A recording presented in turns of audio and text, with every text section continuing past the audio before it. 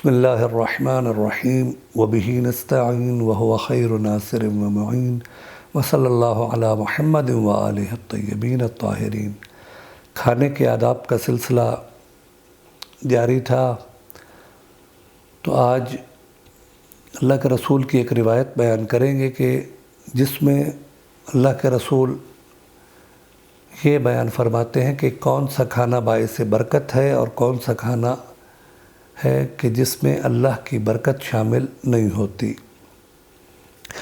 रसूलुल्लाह फरमाते हैं बर्रदुत्ताम, खाने को ठंडा करो, फ़इन्नल हार ला बरकत फ़ीह, क्योंकि गर्म खाना खाने में बरकत नहीं है, बल्कि गर्म खाने से परवरदिगार आलम की बरकत उठ जाती है।